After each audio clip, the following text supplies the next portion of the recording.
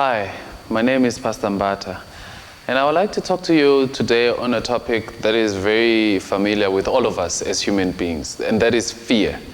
Fear is one of the most uncontrollable feelings that you can ever have, because fear is inherent in our human nature. In fact, when Adam and Eve first sinned, the first thing that they did was run away from God because they feared. Fear became part of human nature. It was not there when God created human beings.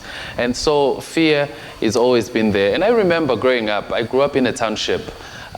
When we grew up, it's one of the things that you cannot avoid, and that is fights. Fighting with either fighting as your peers or the guys from the other streets. So also it did happen with me. I also cut my bones. I got into a fight.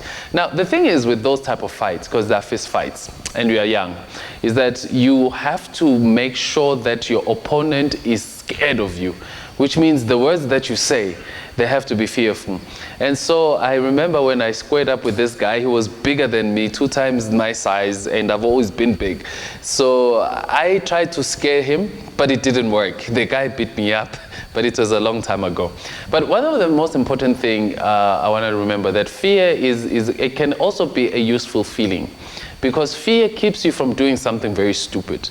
You know, if we did not have fear, I'm sure most of us will be driving down the highway at high speeds. If it wasn't for the police, if it wasn't for the fine that you fear, maybe that's why you are not even speeding. But above all else, fear keeps you from doing something very stupid. Now, it so happened in the Bible, there in 2 Kings chapter 6, verse 16, where the kings of Assyria, they realized in Israel that the prophet there was their very best tool, weapon that they had. So they sent an army to surround the house of the prophet. And now the servant of the prophet, he was so fearful because he saw the army of the enemy surrounding him.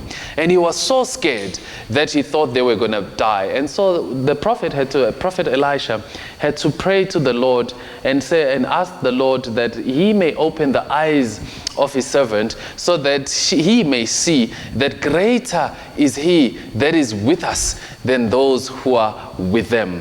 Now, the battles of life that we have indeed are about a game of numbers.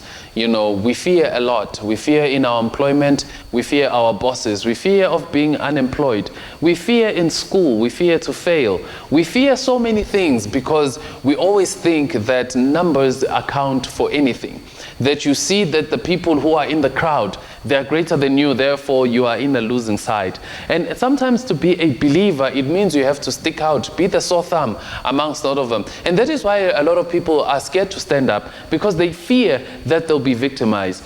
But I'm here to tell you this morning that your life of standing up is, you don't have to be victimized, you don't have to be scared, because greater is he that is within you than those who are with them.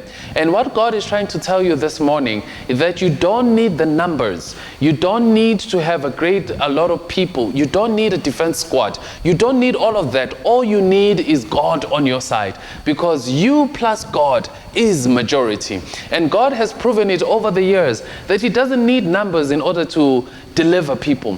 When the story of Gideon, we all know what happened. Gideon used 300 men to defeat a horde of armies. God can use just one person in order to get his role. With Samson, he used him to deliver liberation from the Philistines. So, my brothers and sisters, I know it's hard to live a life without fear, because fear is part of it. But do not let fear define who you are. Do not let fear define your goals. Do not let fear define your dreams. Do not let fear scare you into getting into that relationship, the one that you thought was good for you. As long as it's godly, you've prayed for it, trust me, God will be for you and guide you and protect you in all your ways. Even at work, in your employment services, do not fear to doing something great. Do not even fear to be great. You know, most of our people, we have so many talented people who are not living in their dream because they are scared of what people will say. And we as black people, we have this thing where we are scared to do things because what people are going to say. Abantu bazothini. Trust me, nothing has ever been gained with what people say. You live according to your calling, and as you live according to your calling, watch God elevate you to a greater plateau, because we've been been called to be heads and not tails. We've been called to be pathfinders and not path seekers. We've been called to be trailblazers and not followers. And by God on your side, great things can happen. So today, go out there, be great, do. And God is greater. The one that is within you, he will do greater things in your life. May God bless you. Amen.